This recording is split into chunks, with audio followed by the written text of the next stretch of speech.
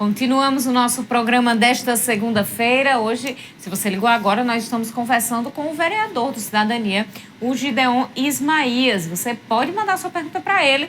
Temos nossas redes sociais disponíveis aí para você interagir no programa de hoje com a gente. E vamos continuar falando sobre o assunto eleições 2022. Parece que todo mundo resolveu se conversar, se manifestar nesse final de semana, viu?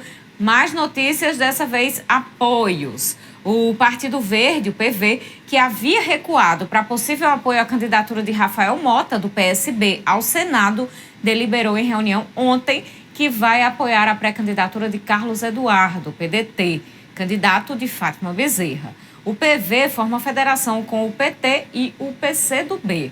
A reunião teve participação de dirigentes do partido nos municípios e estado, mas os 4 deputados estaduais da legenda, Jorge Soares, Vivaldo Costa, Hermano Moraes e Eudiane Macedo, não participaram da reunião por causa das agendas no interior. O presidente do partido no estado, Milcley Leite, disse que os filiados devem seguir a decisão soberana da votação. Então fica aí fechado mais um apoio para Carlos Eduardo, assim como o PCdoB de Apodi já tinha deliberado na semana passada. E os filiados do PCdoB de Apodi realizaram ontem uma nova reunião para fechar apoio para as eleições deste ano. No entanto, o voto em Fátima Bezerra, da base aliada do PCdoB, continua sendo deixado para depois. A militância e membros do Comitê Municipal definiram o seguinte: voto em Lula para a presidência da República, voto em Carlos Eduardo para o Senado, como já havia sido definido, voto em Júlia Arruda, do PCdoB, a deputada estadual, e decisão sobre voto a deputado federal para após os registros de candidaturas, ali em agosto. Já a decisão acerca do voto para governador vai ser tomada depois de uma audiência direta e com apresentação de pauta mínima apresentada em favor do município. O partido, no entanto, não divulgou quando e com quem deverá ser essa audiência, definida aí nesta reunião de ontem com esses membros do PCdoB que vem resistindo, vem protestando sobre a aliança do PT com o MDB. Em conversa há alguns meses, há cerca de 2 meses com a gente, com o nosso jornalismo, o ex-prefeito de Apodi, o Flaviano Monteiro, ele chegou a dizer que o PT é injusto com a sua base aliada, uma vez que quando precisa deles, chama para as alianças. E quando não precisa, faz essa aliança com nomes que são, inclusive, inimigos históricos dos chamados vermelhos de Apodi, que são os bacuraus do MDB.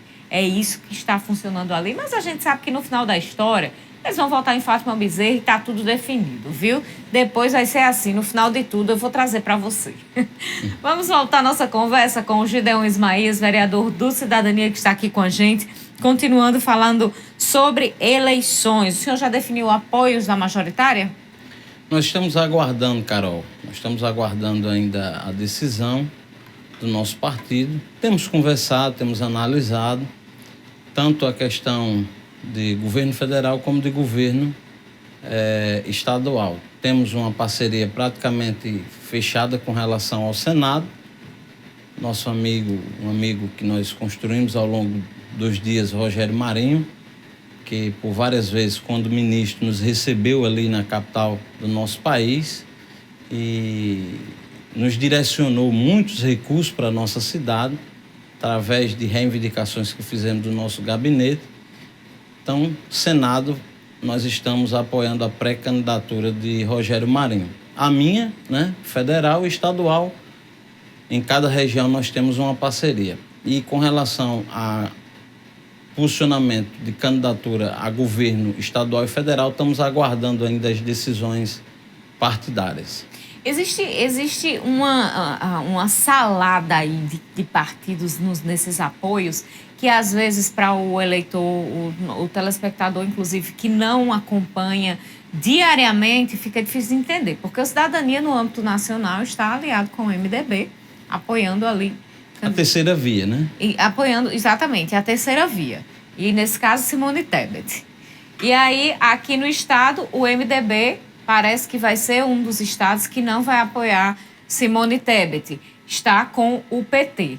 Mas o Cidadania aqui no estado já é mais pendente para o lado oposto, o lado que apoia o bolsonarismo, através de Rogério Marinho, também Fábio Dantas. Gustavo Carvalho, inclusive, esteve nessa agenda que eu falei no bloco anterior, lá em Açu, junto com o Rogério Marinho e o Fábio Dantas. O Cidadania, a nível de estado, ele está mais tendencioso, Carol, ao governo do PT. O PSDB está mais tendencioso ao Fábio, né? E a Rogério Marinho. Acredito que em reuniões isso vai ficar bem claro e vão findar liberando, né? Cada candidato, cada um caminhar de acordo com o seu desejo, a sua vontade. Eu ainda não me manifestei porque seria chato me manifestar e logo mais ter que retroceder. Gosto de fazer as minhas decisões bem pensadas e bem elaboradas. Mas no momento certo a gente vai se posicionar qual será o rumo do vereador e pré-candidato a deputado federal estará votando a nível de governo federal e governo estadual. Pelo apoio ao Senado, a Rogério Marinho, a gente já deduz que existe uma inclinação para o senhor para este lado da direita, para este lado, em oposição a Fátima Bezerra. Caso o Cidadania realmente firme o apoio a Fátima Bezerra, o senhor pretende seguir o partido ou prefere seguir o outro caminho? A gente está nesse aguardo de como será feito essas conversas, essas decisões, para que a gente não venha tomar nenhuma decisão precipitada que a gente depois tenha que retroceder. Infelizmente, a gente tem que aguardar o desenrolar. A gente tem aqui o Ricardo Lima no nosso Instagram, está parabenizando o vereador pelo excelente trabalho e dizendo que pode contar com o apoio dele. Muito obrigada pela audiência, Ricardo. A gente tem a Francisca Francineide, ela já fez uma pergunta sobre o candidato a governador e presidente, a gente fala já sobre o presidente, e gostaria que o vereador, enquanto vereador empresário, externasse a opinião sobre os constantes aumentos dos combustíveis e a postura do presidente da República sobre este assunto. É uma questão muito instável, né? A questão do aumento do combustível, a economia, ela tinha parado e ela está retomando num ritmo muito acelerado. E muitas das coisas não estão conseguindo acompanhar a retomada da economia, trazendo esse desgaste de preços que não se dizem nos noticiários, mas acredito eu, pela pequena experiência que nós temos, estão tentando frear o consumo com a subida dos preços. Porque acredito que se o combustível cair, vai haver falta de produto para locomoção de todos. Então é uma queda de braço, é uma maneira desleal com toda a população, mas temos que ter a responsabilidade de analisar, de pesar, de ver todos os lados e agradecer a Deus, que afinal de contas estamos saindo de uma pandemia onde muitos entes queridos tiveram suas vidas ceifadas e torcer e contribuir para que venhamos ter horizontes melhores para toda a população. Quero mandar um alô aqui para o João Filho do Parque Verde. Essa pergunta já foi respondida no bloco anterior, por que saiu da bancada e voltou para a bancada, viu, vereador? Muita gente querendo saber. Mandar um alô para o Caquinho do Odete Rosado, também o Jean Paul Contador, parabeniza Gideon pelo trabalho na Câmara Municipal. A Rosa da Maísa mandou um abraço também, o alô dela aqui participando. A gente tem também o Alisson Silva, diz que Mossoró ganha muito com Gideon, Deus vai abençoar, amém.